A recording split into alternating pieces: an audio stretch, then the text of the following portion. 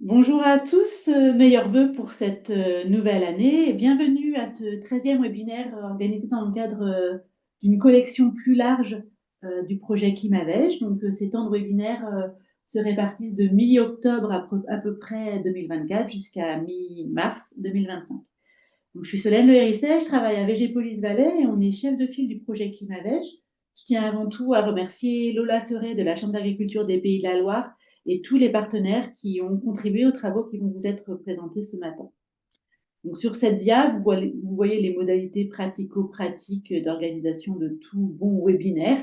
Vous informez que le webinaire sera enregistré et donc disponible en replay ultérieurement. Pour revenir au projet sur la dia suivante, donc Climavège, c'est l'association de deux mots, climat et végétal. C'est un projet qui porte sur la transition et la durabilité des systèmes de production végétale face au changement climatique. Il a démarré en février 2021 pour une durée de 4 années. Il implique 80 partenaires autour de 24 tâches d'expérimentation et scientifiques. L'ensemble des actions sont articulées autour de ce triptyque eau, sol, plante et peuvent vraiment être de différentes natures. Il y a à la fois des ateliers participatifs, de l'expérimentation, des travaux de recherche et encore bien d'autres choses. Donc, c'est un projet qui est financé par les partenaires, bien sûr, mais également par deux régions, le Conseil régional Pays de la Loire d'une part et le Conseil régional de Bretagne avec l'ADEME d'autre part. Vous l'aurez compris, on arrive sur la fin de ce projet. C'est la raison pour laquelle ces temps de webinaires ont été organisés.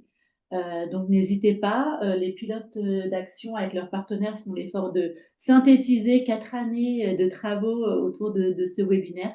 Donc n'hésitez pas à poser vos questions tout au long de ce temps. En tout cas, je vous souhaite un excellent webinaire et je laisse la main à Lola. Merci Solène.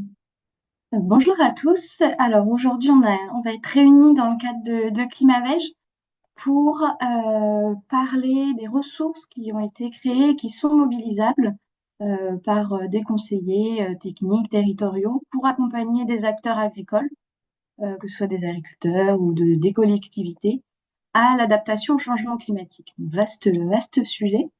Et on a séquencé les ressources à mobiliser aux différentes étapes d'un parcours d'accompagnement qu'on a appelé notre parcours prospectif climat, de la compréhension des projections des climats futurs au plan d'action. On aura une première partie d'intervention par Valérie Bonardo du LETG qui nous partagera les connaissances sur les climats futurs, quelles évolutions climatiques s'attendent dans les années à venir, à des fins de sensibilisation pour déjà comprendre ce contexte général. Ensuite, Anne-Monique Bodilis d'Arvalis nous présentera la démarche qui a été menée avec des agriculteurs, culture, polyculture, élevage, euh, qui ont été mobilisés dans le cadre du projet pendant toutes ces 4 années pour illustrer comment ils ont décliné ces connaissances, ces évolutions climatiques à leurs enjeux propres, à leur exploitation dans leur territoire. Et enfin, je reviendrai sur des ressources, des outils mobilisables pour mettre en œuvre un plan d'action, sélectionner des leviers à activer sur différents pas de temps. Donc, je laisse en premier lieu la parole à Valérie, juste après avoir présenté ces 4 grandes étapes génériques qui vont séquencer un peu nos présentations. À savoir que ces 4 étapes sont indicatives, hein, il peut y avoir d'autres sous-étapes. Mais tout d'abord, pour accompagner des acteurs à l'adaptation au changement agricole, ce que j'évoquais, donc passer par une phase de sensibilisation à ces évolutions climatiques. Dans un second temps, décliner le changement climatique en termes d'enjeux dans son territoire et son exploitation. Ensuite, une phase de définition des objectifs et des leviers à activer pour gagner en résilience. Et enfin, une dernière étape sur le suivi du plan d'action qui est aussi importante pour la pérennité et la durée du changement. Et donc, je laisse la parole à Valérie Bonardo sur l'évolution climatique future.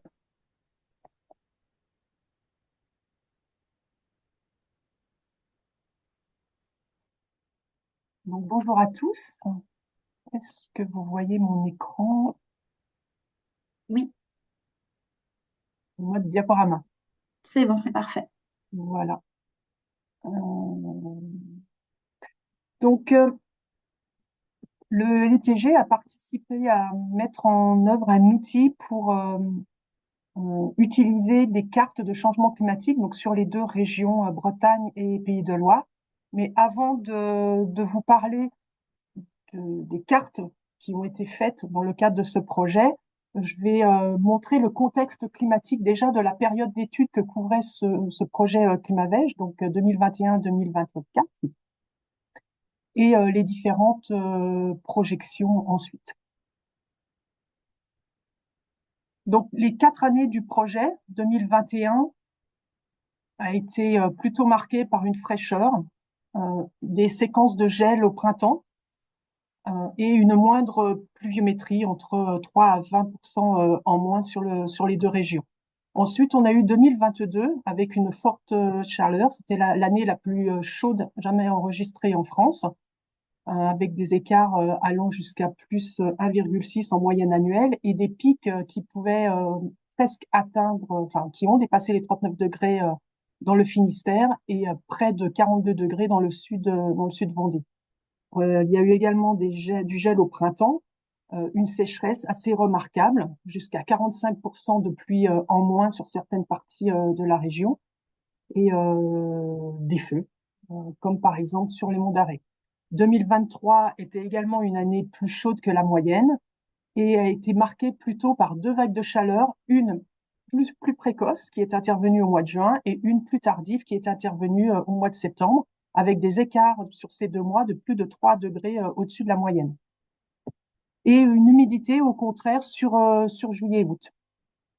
Et 2024 que l'on vient de passer, même si on a une perception d'une année fraîche, eh bien finalement c'est la 3e année la plus chaude en France, jamais enregistrée, et une forte pluviométrie d'environ 13% en moyenne. Presque tous les mois ont été excédentaires, mais il y a une forte variabilité spatiale. Donc ces 4 années montrent bien la forte variabilité saisonnière et des occurrences et des intensités au niveau des aléas climatiques différents et variables au niveau des deux régions. Maintenant, comment replacer cette période d'études, là, 2021-2024, par rapport au long terme historique? Ici, vous avez une courbe de température moyenne annuelle de 1951 à 2024, avec quatre stations, donc 2 en Bretagne, à l'ouest Brest, à l'est Rennes, et 2 dans le Pays de la Loire, avec Angers, et une tout au sud en Vendée avec Saint-Gemme. Donc on voit bien les quatre années. Donc 2021 qui était la plus fraîche, mais si on la replace dans une perspective, on va dire, historique du climat, eh bien cette année la plus fraîche sur les 4 dernières années figure parmi finalement les plus chaudes dans la période historique. Donc je ne parle pas de 2022 évidemment. Donc si je prends simplement une station encore plus au sud de nos deux régions, si je prends Bordeaux ici en violet et la courbe pour Rennes, eh bien on s'aperçoit c'est que 3 degrés de latitude en moins. Rennes est à 48 degrés nord, Bordeaux à 45 degrés nord. Eh bien la moyenne historique de la température moyenne annuelle sur la période récente, 91-2020 à Rennes, est similaire à celle de Bordeaux sur la période historique 1951-1980. C'est juste pour vous montrer l'amplitude du réchauffement sur simplement 3 degrés de latitude en l'espace de 60 ans. Si on regarde l'année 2022 plus spécifiquement et qu'on la recale dans la période historique, eh bien c'est une valeur qui n'a jamais été atteinte à Bordeaux sur la période historique. Donc ça, c'est juste pour vous recaler le contexte historique de ces 4 dernières années et l'ampleur du réchauffement sur les deux régions. Donc 2022, c'est une année moyenne dans le futur. Si on regarde les travaux menés par Météo France, l'année 2022 qui est ici par rapport aux autres années depuis 1930, eh bien 1922 est apparu être une année avec des températures moyennes annuelles de plus 3 degrés par rapport à la première période trentenaire du siècle dernier, donc 1900-1930, comme vous voyez ici. Donc sous un scénario on va dire, avec des mesures pour limiter les gaz à effet de serre et un réchauffement global qui s'élèverait à moins de 3 degrés en fin de siècle, eh bien, dans ces conditions, cette année 2022 serait une année moyenne, on va dire, autour des années, autour de la décennie 2060. Si on regarde la position de cette année 2022 dans un scénario où on a des émissions moyennes plus fortes, mais qui restent moyennes, avec un réchauffement à la fin du siècle de 3,6 degrés, là je parle au niveau global, eh bien cette année 2022, ces conditions moyennes de 2022 arriveraient en 2050. Alors, un petit mot sur la trajectoire de réchauffement pour l'adaptation au changement climatique. Vous avez certainement entendu parler de la TRAC. On doit s'adapter à une France à plus 4 degrés qui correspond à un monde à plus 3 degrés. Donc, qu'est-ce qu'une France à plus 4 degrés en 2100, donc par rapport au monde pré-industriel, par rapport à 1850-1900? Eh bien, c'est tout simplement en milieu de siècle, une année sur deux qui sera plus chaude que l'été 2022 et 3 étés sur 4 qui sera plus chaud que 2022 en fin de siècle. Juste pour vous recaler, 2023, par exemple, l'augmentation de la température moyenne annuelle en France était déjà de 1,7%. Et la projection pour 2050 est prévue d'atteindre 2,7.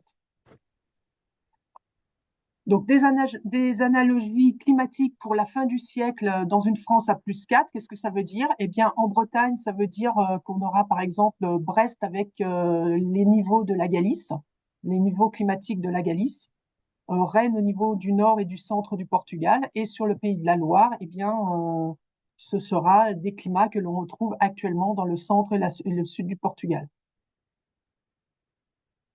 Donc maintenant, je vais vous présenter la cartographie qui a été réalisée, la cartographie d'indicateurs agroclimatiques qui a été réalisée dans le cadre de ce projet. Donc c'est un travail qui a été mené au sein du LETG par Théo Petitjean à Rennes avec l'appui de Laurence David à Brest pour la plateforme, une plateforme sur laquelle vous retrouverez toutes les cartographies qui ont été faites. Donc, les données utilisées sont celles du portail DRIAS, mis à disponibilité par Météo France. C'est un jeu de données journalières. Donc, c'est le jeu DRIAS 2020, puisque le jeu Explore 2 n'était pas encore disponible au départ du projet. Donc, on a récupéré les 962 points sur les deux régions Bretagne et Pays de Loire, à une résolution spatiale de 8 km. On a découpé par période de 30 ans, donc la période de référence, 1976-2005, et deux périodes dans le futur, donc le futur dans lequel on est déjà, futur proche, et le futur lointain, donc 2071-2100. On a extrait deux scénarios, donc le scénario de changement climatique avec une augmentation limitée à 2,4 en fin de siècle, donc le RCP 4.5, qui n'est maintenant plus valide, puisque avec la TRAC, la trajectoire d'adaptation, il faut utiliser le scénario 8.5, donc avec des émissions qui correspondent à une augmentation de la température entre 2,6 à 4,8 degrés donc, pour le globe. On a utilisé le modèle climatique médian, un modèle climatique médian par rapport à la douzaine qui s'offrait à nous sur cette plateforme DRIAS. Donc toutes les cartes qui ont été réalisées correspondent à des indicateurs agroclimatiques qui ont été, on va dire, qui ont été préconisés par la Chambre d'agriculture et les différents partenaires du projet Climavège. Et ça correspond à plus de 70 indicateurs, donc 33 purement climatiques et 39 qui sont des indicateurs agroclimatiques mais liés à une culture que vous retrouverez ici. Donc, ça va se présenter sous la forme, ce qu'on appelle la plateforme Indigéo. C'est une plateforme du CNRS, mais il y aura un lien qui sera disponible prochainement et déposé sur le site du projet Climavège. Et toutes les cartes, donc, correspondent à plus de 70 indicateurs. On a spatialisé pour les 2 scénarios, mais on privilégiera, les cartes que je vais vous montrer correspondent au scénario 8.5. Et on a spatialisé sur les 3 horizons temporels que je vous ai présentés juste avant. Donc, le lien, quand on cliquera sur le lien, on aura une page comme ceci avec des petits, vous voyez, des petits hexagones qui représentent chacun un indicateur climatique. Donc, les indicateurs purement climatiques et les indicateurs agroclimatiques, donc avec plutôt les cultures pérennes, ici les grandes cultures, et ici plutôt élevage et fourrage, qui sont plus liés au projet Fermadapt. Donc, pour vous donner un exemple, en cliquant sur un de ces petits hexagones, on va atterrir. Donc, en gros, vous aurez plus de 300 cartes interactives, et je vais vous montrer à quoi ça ressemble tout de suite maintenant. Donc, en cliquant sur un de ces hexagones, on va arriver sur la plateforme. Donc, ici, c'est par exemple des cartes de température moyenne annuelle. Donc, vous avez plusieurs possibilités, là, 3. Donc, les cartes, en cliquant dessus, vous avez un rapide commentaire de la distribution et de l'évolution de la variable sélectionnée. Donc, ici, c'est la température moyenne annuelle. En cliquant ici à côté, vous allez pouvoir choisir le scénario et l'horizon temporel. Et en cliquant sur un des pixels, donc à une résolution de 8 km, vous aurez l'affichage, comme ici, l'affichage des valeurs selon le scénario de l'horizon et de l'écart par rapport à la période de référence 76-2005. Donc, pour un peu être plus descriptive, voilà la température moyenne annuelle, le réchauffement qui s'accélère. Donc, à gauche, la période de référence. Au centre, le futur proche pour le scénario 8.5, qui correspond donc à la traque plus 4 degrés, et en fin de siècle.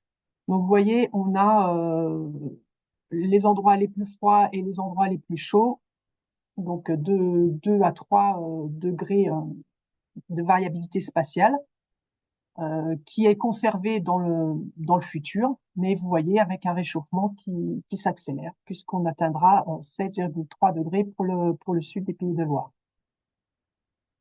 On a toute une série de cartes qui représentent des aléas climatiques. Donc ici, je vous donne l'exemple du nombre de jours caniculaires.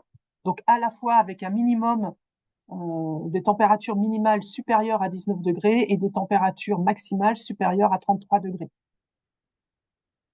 Donc voilà, par exemple, si on prend un pixel ici sur le Léon, eh bien dans le futur, on aura plus 6 jours et dans le futur lointain, plus 16 jours. Juste pour vous donner des données observées à la station d'Angers-Beaucluse, donc qui se situe dans ce pixel-là, eh bien en 2003, lors de la première canicule, il y avait 5 jours qui correspondaient à ces 2 seuils ici. En 2019, 6 jours. Et en 2022, 2 journées. On a également le gel printanier. Donc, on a plusieurs façons de représenter les cartes. Ici, la cartographie donne des pourcentages d'années avec du gel après le 1er mars, après le 15 mars et après le 1er avril. Donc ici, vous avez le gel printanier sur la période de référence. Donc, par exemple, si je conserve ce pixel du côté d'Angers, on avait 30% d'années gélives après le 1er avril. Dans le futur proche, on en a 17% de moins, 13%, mais il y en a 35 après le 15 mars. Vu que les températures augmentent, eh bien, la végétation va démarrer plus tôt, et donc le risque gélive va être de plus en plus important. Et enfin, après le 1er mars, il y aura 25% de chances d'avoir du gel après cette date précoce. Au niveau de la pluviométrie maintenant, il n'y a pas de tendance significative à l'année. Ici, vous voyez, les cartes ne changent pas vraiment. On aurait plutôt une tendance à l'augmentation. sauf que la distribution au cours de l'année va être différente. Il va y avoir ce qu'on appelle une amplification du contraste saisonnier, moins de pluie en été et plus de pluie en hiver. Ici, ce sont les valeurs qui sont données toujours pour ce pixel, pour un pixel dans le bassin du Maine-et-Loire. Donc voilà, conclusion, un changement climatique déjà observé qui va s'accélérer en milieu de siècle, d'où la nécessité d'adaptation et d'anticipation.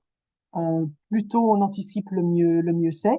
La plateforme, elle sera bientôt en ligne et accessible depuis le site du projet Climavège. Vous allez avoir des cartes et des données, j'ai oublié de le dire, mais toutes les données derrière les cartes peuvent être téléchargeables selon les différents besoins.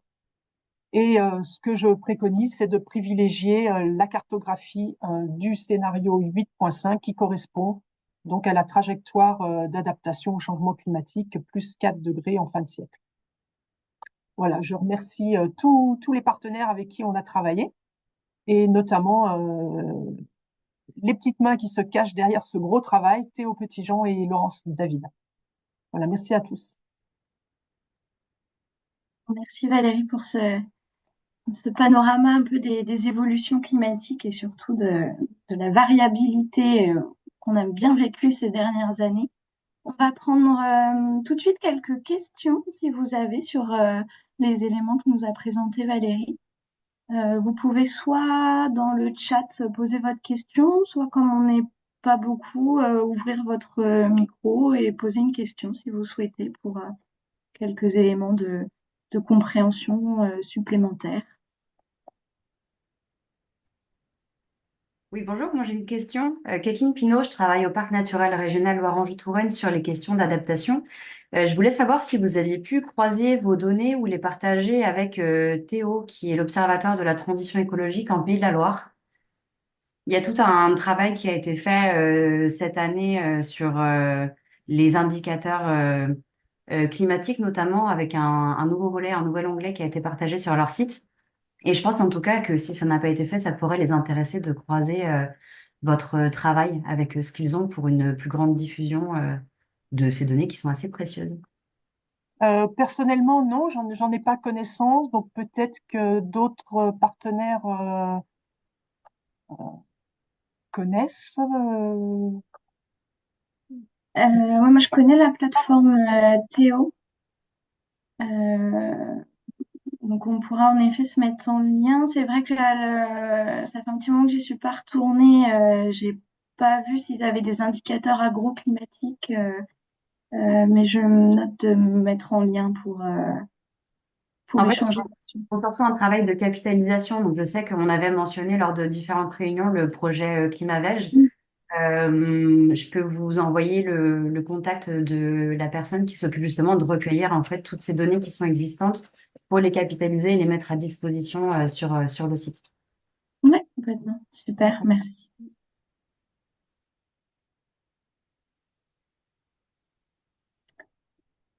Est-ce qu'il y a d'autres questions, commentaires?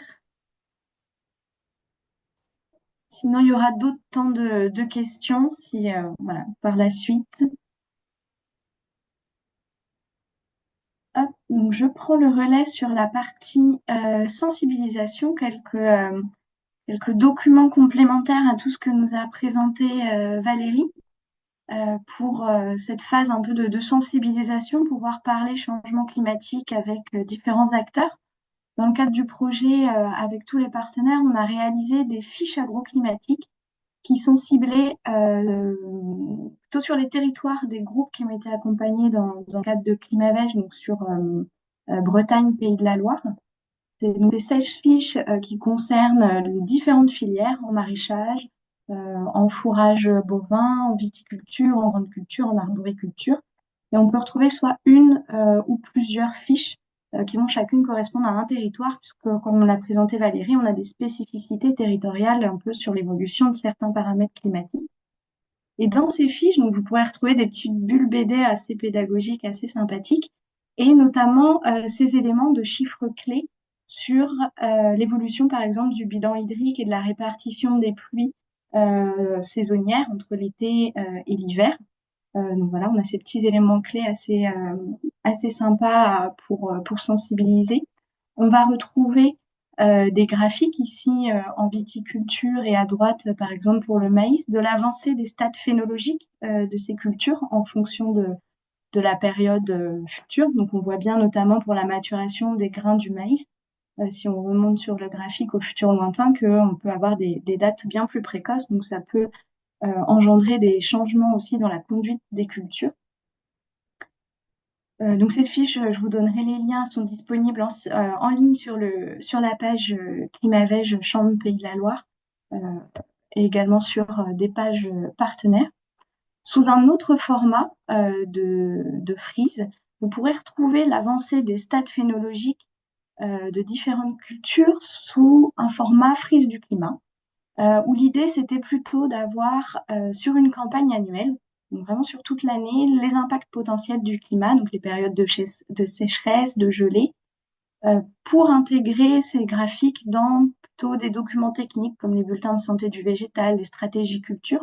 Donc là, actuellement, à l'écran, c'est encore qu'une version de travail qui est en cours de finalisation par un prestataire pour rendre ça plus sympathique visuellement. Et on pourra visualiser donc les dates d'avancée des stades phénologiques, les périodes de risque, notamment de vol, par exemple, de carpocaps en arboriculture, où on va avoir au fur et à mesure une troisième génération qui peut s'installer, qui n'est actuellement plutôt que anecdotique. On aura donc 4 frises disponibles pour les pommiers, la vigne, la pousse de l'herbe et le maïs. Un autre support pédagogique piloté et construit par l'IDEL, c'est un schéma interactif sous format Geniali qui présente notamment l'évolution des températures dans l'Ouest et les conséquences sur la pousse de l'herbe. Donc ici, je suis en fixe, mais pareil, vous pourrez aller tester de votre côté ce petit schéma interactif qui est assez sympathique où on peut cliquer sur des icônes pour aller voir voilà, les tendances climatiques de demain, quelles conséquences pour la pousse de l'herbe.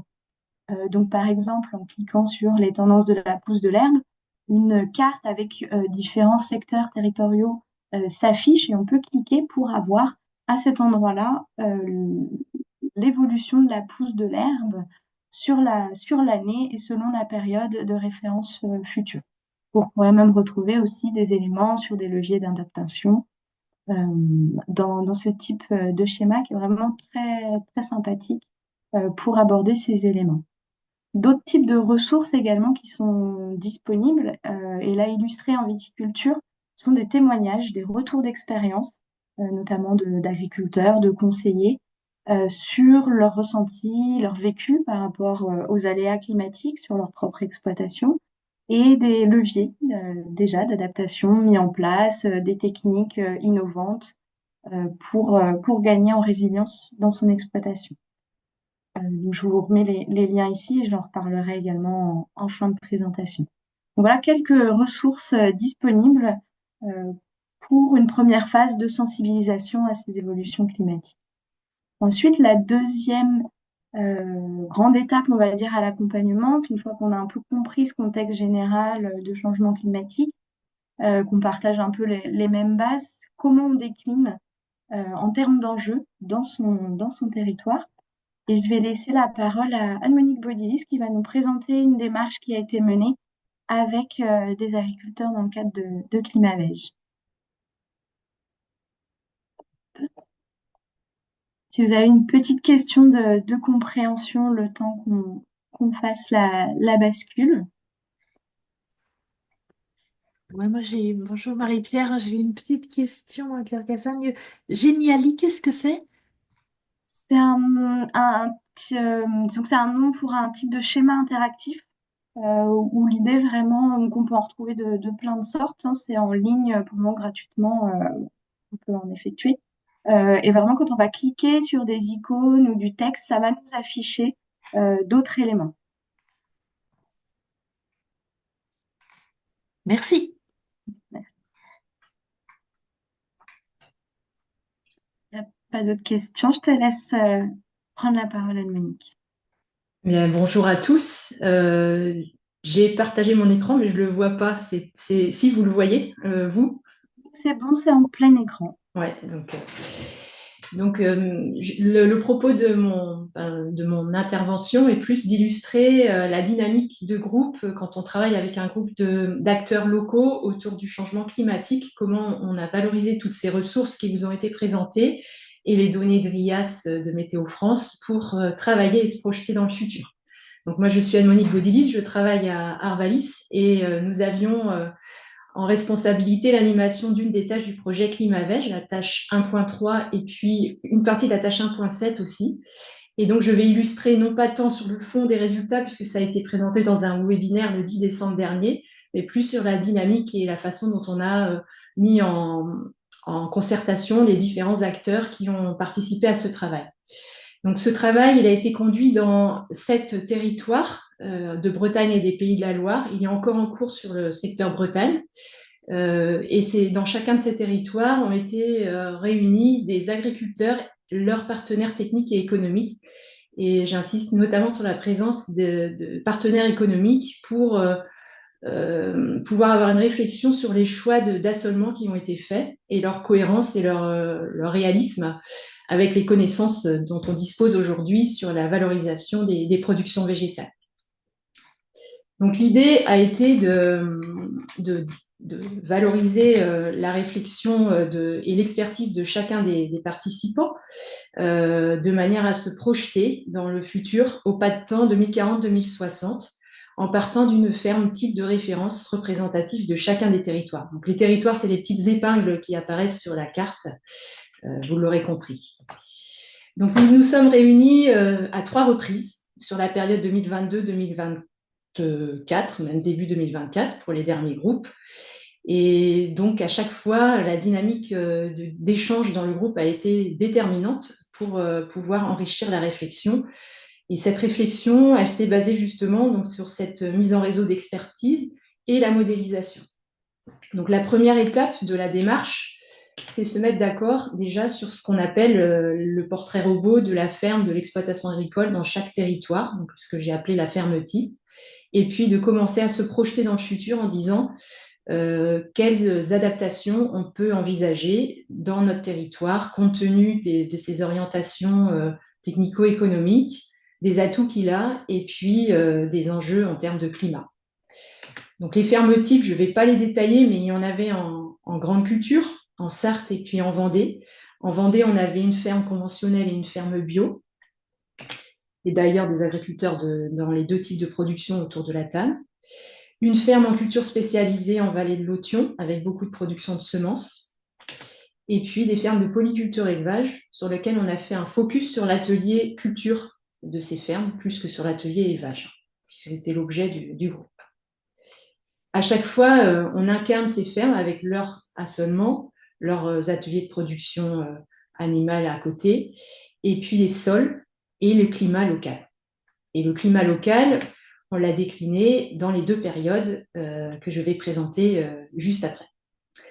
Donc, une fois qu'on s'est mis d'accord sur tout ça, nous avons enrichi la réflexion par de la modélisation grâce à des outils dont nous disposons, donc qui s'appuient sur les enjeux climatiques qui ont été présentés précédemment. Donc, il y a un modèle Azalée qui nous permet d'intégrer à la fois de l'aléa climatique et économique. Je ne vais pas le détailler aujourd'hui, hein, je vous renvoie au webinaire du mois de décembre, 10 décembre. Mais retenez que grâce à cette modélisation et aux bases de données d'entrée qui apparaissent à gauche de la diapo, on a eu la possibilité d'éditer un certain nombre d'indicateurs et de faire de l'analyse multicritère dans chacun des territoires.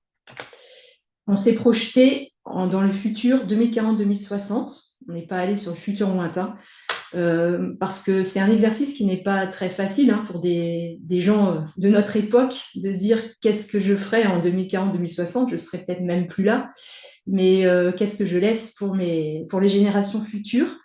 Et c'est plus facile sans doute à cette échelle-là, même si ça reste quand même compliqué de se dire comment imaginer la ferme de demain. Donc les indicateurs, je ne les détaille pas parce qu'on n'aura pas le temps aujourd'hui, mais retenez qu'il y a des indicateurs très techniques, des indicateurs économiques et sociaux autour du revenu restant à vivre pour l'agriculteur, du temps de travail, de l'emploi, la valeur ajoutée sur le territoire, par exemple en lien avec la part des cultures spécialisées sur le territoire. Il y avait des indicateurs environnementaux, on peut citer la part de prairies dans le paysage et indirectement la biodiversité associée, la consommation en eau, d'irrigation, et puis des indicateurs plus agronomiques autour de la capacité à maîtriser le désherbage dans les exploitations agricoles et l'autonomie en azote de ces exploitations agricoles.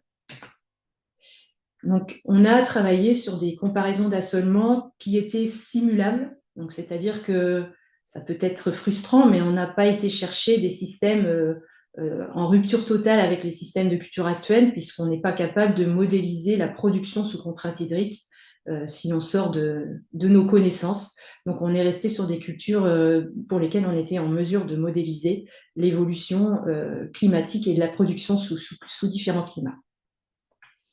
Donc, les groupes se sont réunis et ont travaillé sur ces sorties d'indicateurs et réfléchi.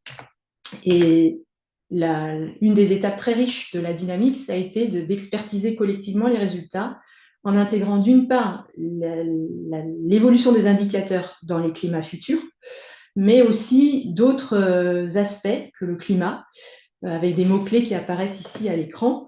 La réflexion a permis d'enrichir justement la projection au-delà du climat en intégrant des préoccupations qu'avaient les groupes autour des coûts des intrants et les coûts de l'énergie ont fait beaucoup débat, notamment dans la campagne 2022 qui était marquée par des fortes inflations des intrants et notamment des coûts d'engrais. La volonté donc d'être moins dépendant des énergies fossiles. Et puis, on a intégré aussi tout ce qui est évolution de la consommation attendue. Est-ce qu'on ne mangera pas peut-être plus de produits à base de légumineuses et moins de viande? Donc, des questions qui étaient posées. Des débats aussi très riches autour de la démographie et de la capacité à employer de la main-d'œuvre agricole et qui ont été source de certains scénarios choisis par les groupes. Et puis, bien sûr, tous les débats autour des attentes sociétales vis-à-vis de l'agriculture. Deuxième élément du collectif qui a été très riche, je trouve, on avait à présenter des résultats qui n'étaient pas forcément très joyeux. Si je ne m'adapte pas, mes indicateurs économiques en particulier se dégradent fortement dans le futur. Je ne vais pas commenter tous les chiffres ici, mais vous voyez, il y a beaucoup de moins. C'est pour dire que dans le futur, quand on se projette sans changer les fermes de départ, on avait à présenter un tableau de bord plutôt pessimiste et certains techniciens, animateurs des groupes étaient inquiets en se disant comment vont réagir les agriculteurs autour de la table, c'est plutôt démoralisant. Et en fait, pas du tout. Ça a été plutôt stimulant pour développer la réflexion, chacun ayant plus ou moins dans le coin de sa tête que ça n'allait pas forcément être très glorieux, notamment dans le sud de la région, comme l'a présenté Valérie précédemment. On voit qu'on a du réchauffement, donc on a du déficit hydrique plus marqué l'été et donc des baisses de production importantes, notamment sur les cultures d'été. Et puis retenez aussi que les exploitations de polyculture d'élevage n'équilibrent plus leur bilan climatique, leur bilan fourrager dans le futur. Et donc il faut acheter du fourrage ou réduire la taille des troupeaux si on veut continuer à produire. Donc voilà, le bilan a été partagé et a été plutôt stimulant pour dynamiser la production de scénarios d'évolution ou d'adaptation. Et ces scénarios ont été très contrastés, ce qui nous a permis d'explorer différentes trajectoires pour un même territoire donné. Donc des scénarios qui sont basés sur la sécurisation du système tel qu'il est aujourd'hui, soit en disant par exemple il y a plus de pluie l'hiver, donc je vais stocker de l'eau et pouvoir la revaloriser en été, de manière à prélever moins dans les cours d'eau en période estivale, sachant qu'il y aura potentiellement plus de compétition pour les usages de l'eau dans le futur. Ou alors je m'agrandis pour pallier le manque, la baisse des rendements et garder mon résultat économique. Ça a été aussi une des trajectoires évoquées, mais pas la seule. À chaque fois, on balaye un certain nombre de scénarios très différents dans un même territoire. Des scénarios qui développent l'activité agricole ou au contraire des scénarios qui vont se baser sur la préservation de ressources minimales disponibles pour maintenir l'élevage ou au contraire des scénarios qui vont se dire il y a moindre main-d'œuvre disponible, il y a la qualité de vie et la difficulté aujourd'hui à recruter en élevage qui font qu'on va peut-être avoir moins d'élevage et plus de végétalisation des paysages. Donc tout ça a été exploré, du plus ou du moins, de manière à avoir un ensemble de trajectoires différentes à discuter dans chacun des groupes. Bon, je n'ai pas évoqué aussi les scénarios où j'aurais moins d'eau disponible, très, très abordés, très développés, notamment dans le groupe Vallée de l'Authion. Et donc, quand on balaye toutes ces trajectoires-là, ça nous permet d'avoir un panorama d'indicateurs pour différents scénarios et de pouvoir débattre et objectiver ou recontextualiser les résultats et atténuer les résultats bruts de la modélisation. Donc, c'est ce dernier élément que je voulais évoquer ici. Je ne vais pas rentrer dans le détail des résultats, mais illustrer que le débat dans les groupes a permis d'atténuer des sorties de modèles et de recontextualiser ou réobjectiver des résultats qui pourraient être pris à la lettre. Donc là, ici, pour l'illustrer, je prends l'exemple d'un groupe dans la Sarthe, où on est sur une exploitation dans des sols très superficiels, très séchants, qui déjà aujourd'hui a besoin d'irrigation pour maintenir des rendements corrects. Et dans cette exploitation, le groupe n'a pas forcément choisi, dans les débats, à privilégier en finale en se disant si je devais être agriculteur demain en 2040-2060, finalement je choisirais un des scénarios qui n'est pas celui qui dégage le meilleur résultat économique si on s'en tient au modèle, à la sortie de modèle brut. Et pour l'illustrer, en fait, ils ont plutôt privilégié la sécurisation du résultat en choisissant un scénario qui est basé sur le stockage de l'eau en hiver. Et ce résultat, là, je présente un seul des indicateurs, qui est la marge nette dégagée par l'atelier production végétale dans l'exploitation. Donc, c'est celui qui est le moins élevé en termes de chiffres moyens, comme vous le voyez à l'écran, mais pour la bonne raison que le coût de l'ouvrage de stockage de l'eau a été attribué à 100% pour l'agriculteur dans le futur. Et donc, pourquoi c'est ce scénario qui a eu la préférence du groupe? Parce qu'on fait de l'analyse multicritère. Et donc, l'analyse multicritère, c'est de regarder un résultat économique, mais aussi des aspects de qualité de vie au travail, des aspects agronomiques, des aspects liés à la consommation d'eau et l'accès à la ressource, les déterminants dans ces cas-là, la capacité à pouvoir continuer à irriguer. Et je ne vais pas commenter tous les chiffres, mais juste sur mon scénario qui était présenté là précédemment, celui de la réserve, c'est celui qui impacte le plus le résultat économique, donc ce qui reste à vivre pour l'agriculteur en fin de course. Mais en revanche, vous voyez que c'est un des scénarios qui a des atouts agronomiques et qui a aussi des atouts en termes de qualité de durabilité, en termes de temps de travail et d'emploi. Et puis aussi qui a été perçu par le groupe comme étant le plus réaliste parce que le fait de continuer à prélever dans la ressource en été est sans doute menacé dans le futur et sera sans doute pas forcément très réaliste avec des restrictions d'eau estivale qui viendraient menacer le résultat et qui ne sont pas simulées ici. C'est un scénario aussi qui permettait de développer l'élevage et donc qui a été privilégié. Non, c'est un exemple, mais pour dire que la discussion dans le groupe montre que ce n'est pas toujours ce qu'on aurait pu attendre au regard des chiffres bruts qui ressort. Deuxième élément de la discussion du groupe, c'est le fait d'avoir une discussion avec des acteurs des filières économiques et qui nous ont éclairés sur les possibilités d'évolution d'assolement. Donc, par exemple, dans ce scénario ici, on a mis un peu plus de sorgho grain à la place du maïs grain pour être moins dépendant de la ressource en eau et moins pénalisé justement dans des conditions où on aurait moins d'eau disponible. Et la question qui peut se poser, c'est est-ce que ce débouché, cette production de sorgho est valorisable à l'identique que ce qui est fait aujourd'hui avec du maïs grain pour nourrir des élevages de volailles, par exemple. Autre type de réflexion que nous avons eue, c'est OK, on va développer les protéines végétales avec des productions de haricots industriels, par exemple ici, ou de lentilles. Mais si j'ai des restrictions d'eau en été, ce scénario n'est pas jouable. Et puis, ça suppose aussi d'avoir développé les marchés et les débouchés adaptés. Donc voilà toute la richesse des réflexions de groupe qui ont permis d'atténuer ou de nuancer les conclusions qui pourraient être issues d'un modèle brut sans discussion. Deuxième autre exemple, si j'ai le temps, Lola, tu me dis si je suis dans le timing, c'est autour du temps de travail et de la qualité de vie au travail et qui a été beaucoup abordé dans les groupes avec de l'élevage, même si on s'intéressait à la partie production végétale de ces fermes, forcément on ne peut pas éluder ce qui se passe du côté de l'élevage. Et donc pour l'illustrer, j'ai pris ici l'exemple du groupe qui était au nord de la Vendée, une ferme avec du lait et des cultures et de la prairie, avec un petit peu d'irrigation déjà aujourd'hui. Quand on fait l'analyse multicritère sur les mêmes types d'indicateurs, on a un certain nombre de scénarios qui ont été modélisés. Je ne vais pas rentrer dans le détail des chiffres là encore, mais les deux scénarios du centre sont des scénarios où le groupe a souhaité maintenir l'activité de production laitière à son niveau actuel.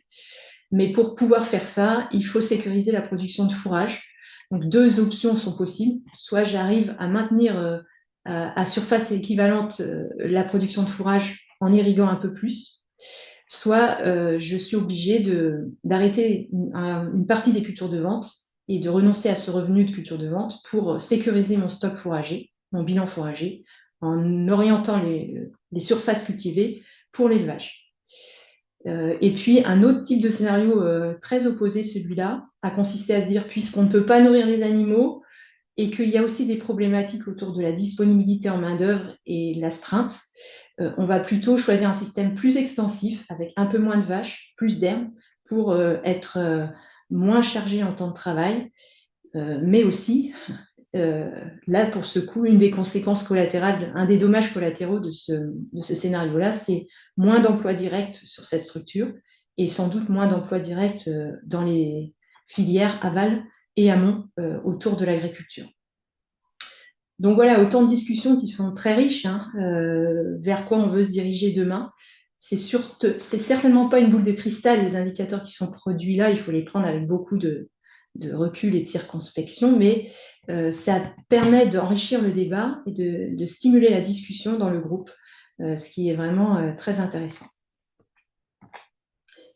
De ce fait-là, parmi les livrables, il y a une fiche de synthèse pour chaque territoire, pour chaque ferme type, et à chaque fois, on a pris le soin justement d'avoir trois approches, trois échelles d'analyse. Comme je l'ai dit, c'est très important de recontextualiser, de ne pas s'en tenir qu'un bilan à l'exploitation agricole, mais de regarder tout ce qui est connexe au niveau des filières associées.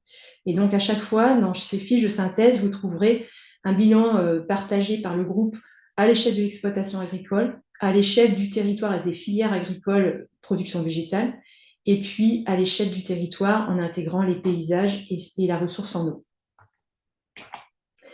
Et dernier élément d'analyse territoriale qui a été conduit dans la tâche 1.7, on a fait l'exercice preuve de concept pour voir si on était capable de changer d'échelle, donc de passer de l'échelle de l'exploitation agricole à l'ensemble des filières production végétale sur le département de la Vendée, et en réunissant les acteurs des filières sur un atelier de réflexion collective qui a eu lieu en novembre 2023. Et donc un atelier qui a réuni les acteurs des filières grande culture depuis la production jusqu'à la première transformation, et ainsi que les collectivités territoriales sur le département vendéen. Et la mise en réseau de ces acteurs a permis d'avoir une réflexion collective basée sur les données modélisées précédemment et extrapolé à l'échelle du département.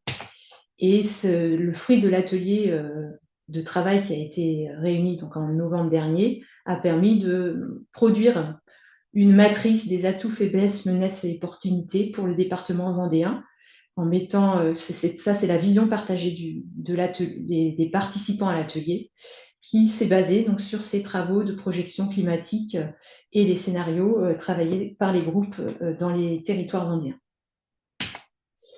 Voilà, et je conclurai en vous présentant les différents livrables. Si vous voulez en savoir plus et que vous n'avez pas suivi le webinaire du 10 décembre, je vous renvoie au replay de ce webinaire qui va un petit peu plus dans le fond des résultats. Ce n'était pas le propos aujourd'hui de rentrer dans le détail des résultats. Les fiches de synthèse, bien sûr, et une vidéo retour d'expérience sur le témoignage des différents acteurs mobilisés au sein de ces groupes de travail. Et je tiens bien sûr à les remercier tous, parce que beaucoup la plupart, l'ensemble de ces acteurs se sont vraiment pris au jeu et prêtés au jeu avec des choses très constructives, très positives qui sortent de cette dynamique de groupe grâce à la réunion justement de tous ces collèges depuis la production en passant par la collecte et en allant jusqu'à la première transformation pour ce qui est de l'expérience de l'atelier filière en Vendée. Donc merci vraiment à toute cette collaboration qui a été très riche. Merci Anne-Monique de nous avoir illustré comment, en mobilisant à la fois de la co-conception pour construire presque dans une démarche un peu prospective, des scénarios agricoles à différentes échelles, de l'exploitation, de la filière, comment aussi l'analyse multicritère avec d'autres outils de modélisation ou d'analyse multicritère, on peut amener à avoir une vision 360, qui est aussi le changement climatique et qui n'est pas que voilà, sur la production, mais comme tu évoquais aussi sur des aspects sociaux comme le temps de travail qui sont également à prendre en compte. S'adapter, oui, mais voilà, par rapport à quels objectifs des exploitations, les limites et les freins aussi sur d'autres aspects. Merci pour ce partage d'expériences, des travaux que vous avez menés, qui peut être voilà, une démarche que vous pouvez avoir envie de remobiliser avec d'autres groupes que vous pouvez accompagner. Je vois une question dans le chat. Pourquoi stocker l'eau en été? Est-ce parce qu'on est à assolement constant dans les scénarios ou est-on dans des assolements différents avec des végétaux plus adaptés au stress hydrique? Qui peut questionner l'intérêt de ce stockage. Alors, on stocke l'eau en hiver pour moins prélever dans la ressource en été. Vous avez vu précédemment, Valérie a présenté le fait que dans les scénarios et les jeux de données de RIAS sur la période future, on a plutôt soit autant de pluie, soit un peu plus, mais répartis de façon plus marquée avec plus de pluie l'hiver et moins l'été. Et puis un réchauffement l'été qui accentue le déficit hydrique. Donc effectivement, certains scénarios ont exploré cette piste de développer le stockage de l'eau. Pas tous les scénarios, j'ai bien insisté sur le fait qu'on a tout le champ des possibles à chaque fois dans chacun des groupes. Effectivement, on a aussi bougé les assolements de manière à optimiser le résultat économique des exploitations. C'est tout l'enjeu d'avoir bougé ces assolements, c'est tout l'enjeu de la discussion derrière, parce qu'effectivement, si j'arrête certaines productions et que je les remplace par d'autres, encore faut-il que ces productions soient valorisables sur les marchés. Et c'est la richesse d'avoir travaillé avec des partenaires économiques pour pouvoir avoir ces discussions-là. Et j'avais pris l'exemple, justement, je remplace le maïs grain par du sorgho grain, qui est moins pénalisé en termes de modélisation de rendement dans le futur si on est en ressources limitées en eau l'été. Mais encore faut-il pouvoir le valoriser. Et de même, si je me mets à faire du soja ou plus de légumineuses, parce qu'il y a des attentes sur les légumineuses en termes de consommation humaine, oui, mais qu'en est-il sur la capacité à avaler des volumes de production importants? Et qu'en est-il sur leur capacité de ces cultures à encaisser des ruptures d'eau l'été? Il y a certains scénarios où on a simulé des restrictions d'irrigation l'été pour voir si ça tenait la route d'avoir certaines années des productions nulles, puisque la production serait déclassée ou très fortement pénalisée. Donc, absence de résultats économiques certaines années. Ça a été simulé dans les groupes qui ont testé ces scénarios-là et ce type de culture-là dans leurs assolements. Est-ce que soit la personne qui a posé la question souhaite réagir? Oui, je vois. Surface valorisable pour le marché. Ok, mais si les autres cultures ne poussent plus, comment fait-on? N'y aurait-il pas intérêt à ce que les filières se questionnent? Oui, alors l'objet de ce groupe de travail, c'était bien de mettre en réflexion les filières. C'est des outils, des travaux dont les gens autour de la table et les partenaires économiques autour de la table, justement, étaient là parce que ça les intéressait pour pouvoir, c'est pas pour changer aujourd'hui, mais se mettre en réflexion en se disant, et demain, qu'en est-il de nos outils de production? Donc ces résultats-là sont vraiment des briques élémentaires qui vont alimenter derrière des réflexions internes à chaque entreprise. Super, merci. C'est un travail de long terme, hein, qui s'engage dans tous ces changements, à la fois techniques, de filière économique. Est-ce que une autre question pour Anne-Monique? Soit vous pouvez poser directement votre question en enlevant le micro ou dans le chat. Qu'à savoir, donc, voilà, il y a des documents à la fois de méthode, une vidéo aussi sur la méthode qui sont disponibles, comme l'évoquait Anne-Monique, les fiches synthèse des travaux menés dans les groupes, le webinaire également. Voilà, pas mal de ressources à disposition pour s'inspirer et décliner, si pertinent, ce type de méthode et d'approche collective, comme l'évoquait Monique, où le collectif permet de balayer quand même pas mal de sujets, de sortir peut-être de son carcan pour aller plus loin. S'il n'y a pas d'autres questions, je prends la relève pour la suite des ressources, toujours dans cette partie un peu comment décliner le changement climatique en termes d'enjeux dans son territoire, son exploitation. Je voulais vous parler rapidement de l'outil AgriClim, qui est un outil donc, qui est maintenant en ligne gratuitement sur la page Chambre Bretagne, qui est un outil co-construit par les Chambres Bretagne, Normandie, Pays de la Loire et dont le projet Climavège a permis le développement de plus d'une cinquantaine d'indicateurs agroclimatiques. Il y a également, que mentionnait Valérie, le projet Fermada, plutôt sur les filières animales, qui a permis de développer également d'autres indicateurs, notamment de stress thermique sur les animaux. Et donc, en tout, c'est plus d'une centaine d'indicateurs agroclimatiques qui sont disponibles, donc pour différentes filières, blé, pommier, lin, potimarron, qui viennent de sortir, des indicateurs en prairie, en volaille.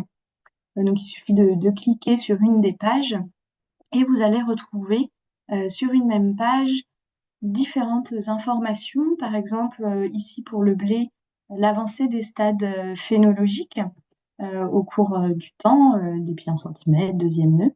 Donc on voit bien l'évolution à l'horizon 2100. Vous pouvez retrouver des indicateurs comme le risque d'échaudage. Donc on considère le nombre de jours supérieur à 30 degrés sur la période de sensibilité du blé, donc qu'on a considéré 10 jours avant épiaison jusqu'au stade grain pâteux. Et donc, ici, vous pouvez également choisir, par exemple, la date de semis sur le blé, si on est plutôt au 15 octobre, au 15 novembre, et la variété, de type précoce à tardif. Et en jouant aussi dans ces paramètres, par exemple, là, le risque d'échaudage à la période plus lointaine, il serait en moyenne, on va dire, à 5 jours de risque de nombre de jours échaudants. Et pour les mêmes paramètres en variété demi-tardive, si au lieu de semer au 15 octobre, je sème au 15 novembre, on voit potentiellement l'évolution du nombre de jours échaudants plutôt aux alentours de 9-10.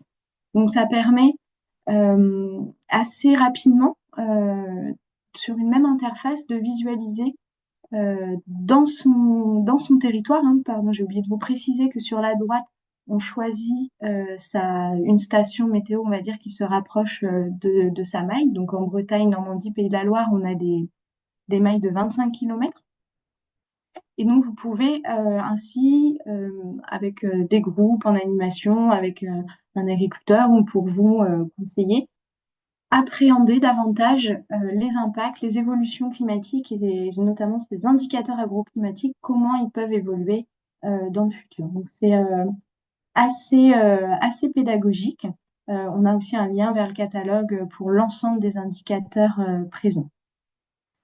Une autre ressource, donc dans la continuité un peu de ce que Monique vous a présenté, pour accompagner des agriculteurs et des techniciens aussi, des filières, à construire des scénarios d'adaptation.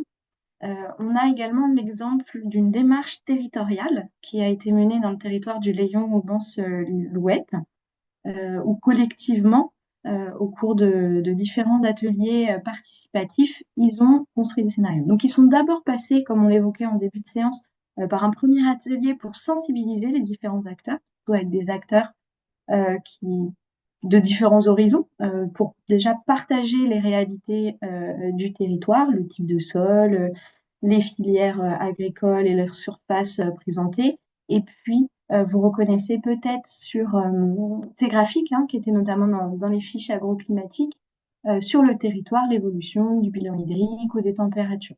On part voilà, avec une même base, on va dire, climatique. Et ensuite, une fois une phase de sensibilisation, ils ont défini également des scénarios, donc cette fois-ci pas seulement sur l'assolement, on va dire, d'une exploitation, mais sur l'assolement presque d'un territoire, par rapport à des objectifs qu'ils ont discutés entre eux. Est-ce qu'ils voulaient pour le territoire plutôt une souveraineté alimentaire, donc produire davantage de fruits et légumes pour correspondre au panier moyen, maintenir le cheptel sur le territoire, avoir plutôt des productions à forte valeur ajoutée.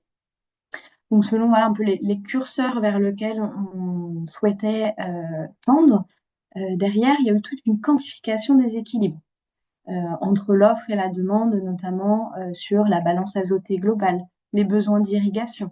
Est-ce que si on veut cultiver plus de fruits et légumes et qu'on leur alloue l'eau d'irrigation disponible, est-ce qu'on du coup on diminue par exemple sur les maïs irrigués? Est-ce qu'on met peut-être davantage de prairies pour nourrir le troupeau? Enfin voilà, c'était de regarder à l'échelle du territoire par rapport aux curseurs qui ont été poussés dans les 4-5 scénarios proposés au départ, évaluer, quantifier, équilibre offre-demande sur différents paramètres.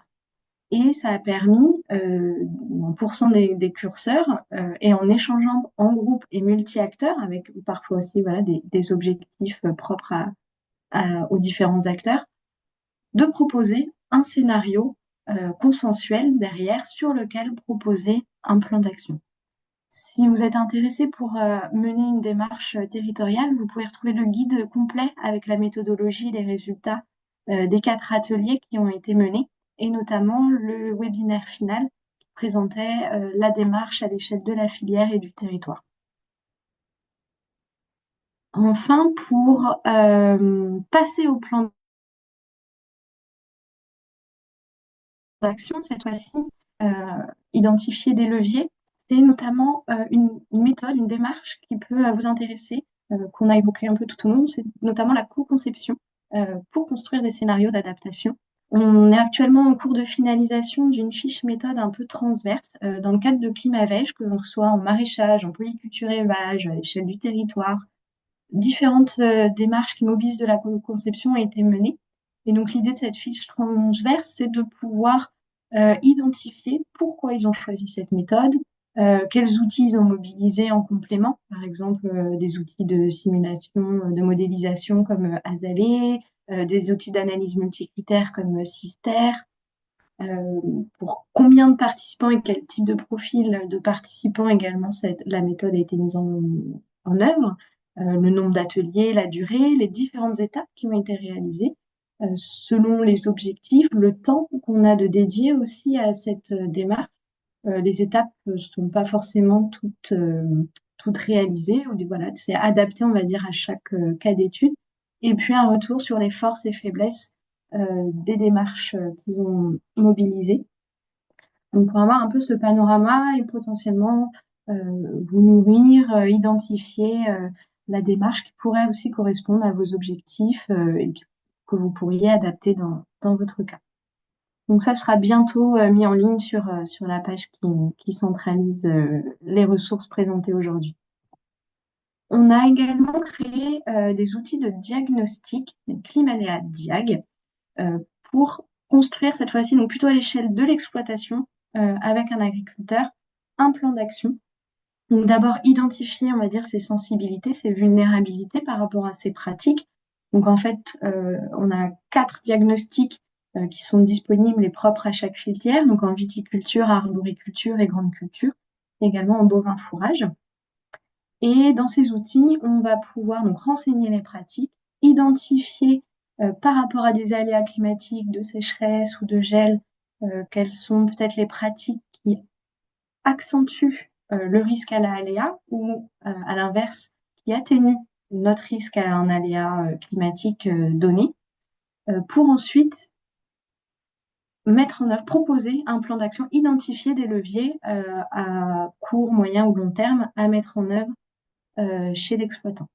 Je ne détaille pas aujourd'hui les outils diagnostiques, leur construction, car on aura un webinaire dédié le 18 février sur les outils viticulture, arboriculture et grande culture. Donc, si vous êtes intéressé pour utiliser ces outils, je vous invite à participer à ce webinaire où on aura vraiment l'occasion de vous présenter comment ça fonctionne, échanger avec vous si vous avez des questions là-dessus. Une autre façon d'aller vers le plan d'action qui change un peu de ce qu'on peut avoir l'habitude, ce sont les jeux sérieux. Il y a 2 jeux sérieux qui existent sur la thématique Résil Game et le Rami Fourragé et qui vont permettre en groupe, en formation, en animation de groupe, de tester des stratégies et de faire émerger finalement au collectif des leviers à mettre en place chez soi. Donc, notamment Résil Game, qui est un jeu de plateau qui couvre différents systèmes d'exploitation. Donc, ça peut être en grande culture, en élevage bovin. Et dans lequel on va simuler des aléas climatiques et les conséquences sur la production. On va également simuler les aléas économiques et leur impact sur le revenu et proposer un panel de solutions tactiques et stratégiques pour surmonter ces aléas. Donc ça me permet déjà de se projeter de manière ludique. Et le Rami Fourragé, qui est également un jeu de plateau qui incorpore des modèles informatiques simples qui permettent notamment de calculer, par exemple, tout ce qui est un peu autour de la production fourragère et du coup d'illustrer en prenant en compte les données du contexte locaux des participants sur les climats, les sols, les pratiques qui sont prises en compte, d'illustrer les conséquences d'adaptation sur les élevages. Là, on est vraiment plutôt le Rami Fourragé sur une partie élevage. Et donc, ces jeux, ils permettent finalement de tester des adaptations et de discuter collectivement, partager voilà, des connaissances, des inquiétudes, des envies, des objectifs.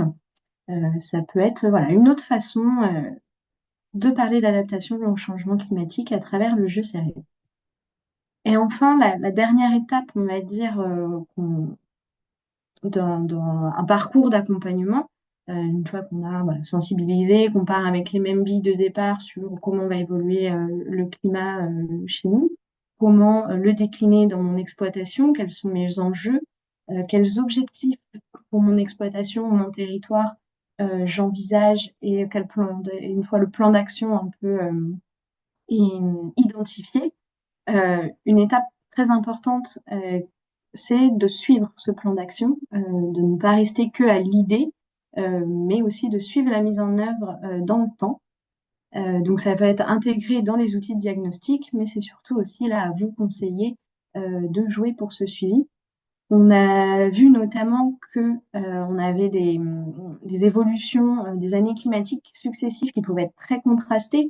Et donc, admettons, si je fais un diagnostic à l'instant T avec un agriculteur, et ben peut-être que les leviers que j'identifie aujourd'hui, je vais devoir aussi, de façon un peu itérative, les évaluer, euh, les ajuster si nécessaire pour mieux correspondre à l'avancée aussi des connaissances au fur et à mesure et aux évolutions du climat qui changent assez rapidement. Donc voilà pour les ressources qu'on souhaitait vous présenter aujourd'hui. On n'a même pas présenté tout ce qui avait été produit dans le cadre du SP1 de Climavège. Mais voilà, on espère un bon nombre de fiches, d'outils, de vidéos, de méthodes aussi qui pourront vous aider à accompagner également vous de votre côté des acteurs agricoles. Pour retrouver les ressources présentées aujourd'hui, vous pouvez aller sur la page Climavège de la Chambre d'agriculture des Pays de la Loire. Je vous ai mis le lien également dans le chat. Vous arrivez sur une page générique. Donc aujourd'hui, on vous parle plutôt de l'analyse prospective, mais vous pouvez trouver d'autres ressources sur la place de l'arbre et notamment transformer le bois en plaquettes litières pour les animaux, l'adaptation des prairies, tout plein d'essais sur la couverture des sols et les techniques, différentes techniques agronomiques. Donc à la fois sur la page Champs de Pays de la Loire et sur aussi les pages des partenaires Végépolis, Arvalis, IDEL, je pourrais pas tous les citer, mais voilà, on a vraiment une mine d'informations à disposition. Et donc vous pourrez retrouver voilà, l'ensemble de ces ressources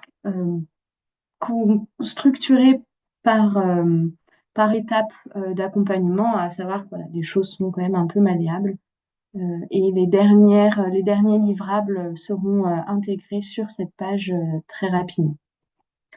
Je vous remercie pour votre attention aussi. Si vous avez des questions, on va prendre également un petit temps de questions.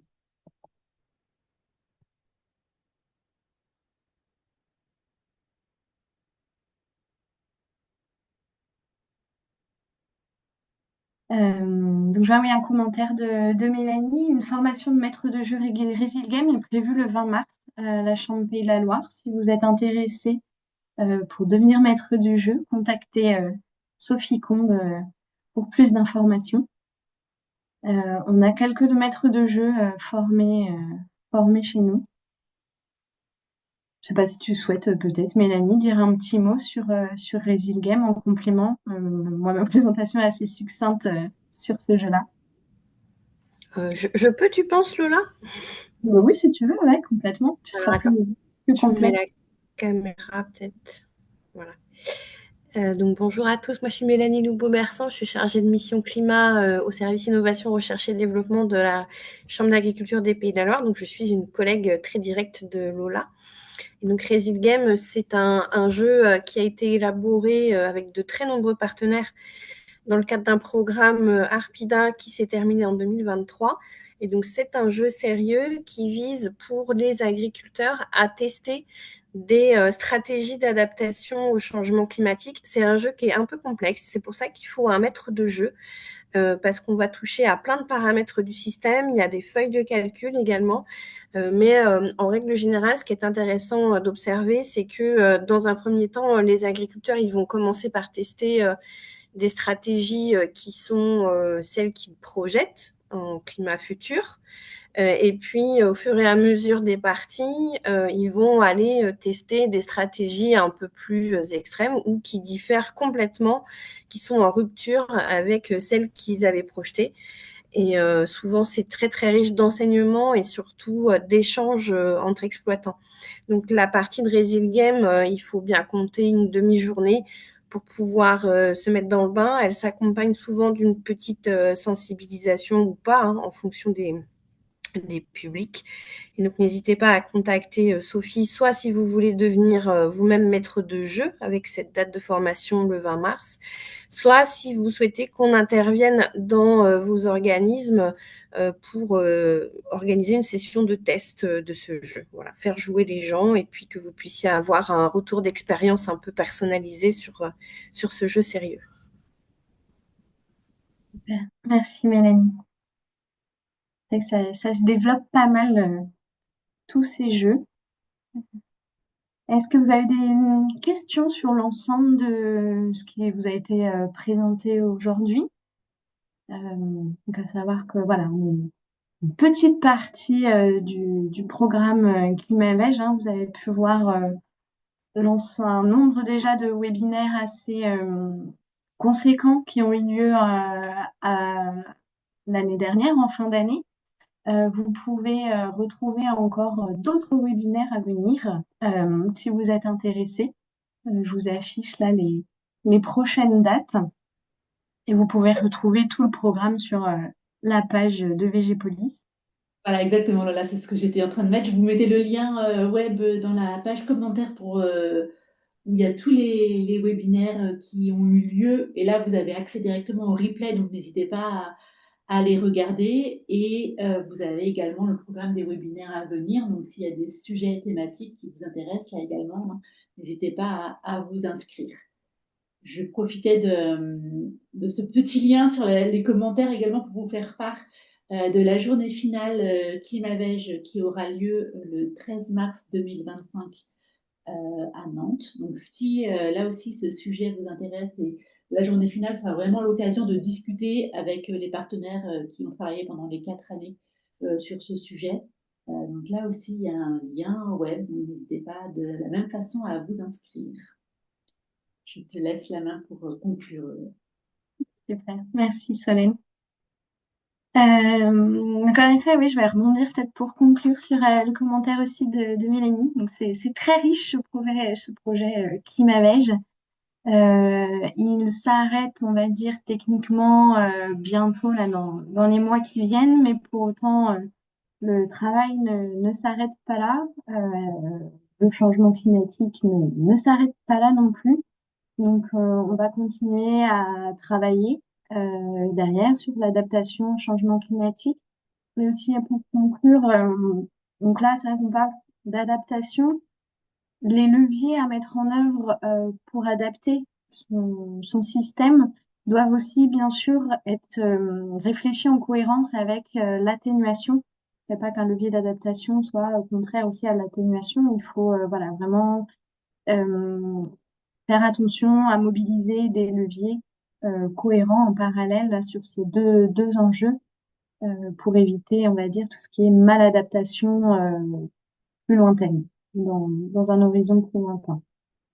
Et donc, voilà, il nous reste un travail de transfert qui va être le travail de chacun sur les ressources qui ont été produites et puis sur le manque de connaissances qui nous manque encore. Hein. Je sais que, par exemple, sur l'émergence de nouveaux ravageurs, avec tous ces changements climatiques et notamment voilà, la remontée de maladies ravageurs qui questionnent sur des périodes de sensibilité qui vont changer. Et donc, voilà, cette distribution de l'eau également répartie de façon différente. Voilà, on a encore des champs d'études à poursuivre.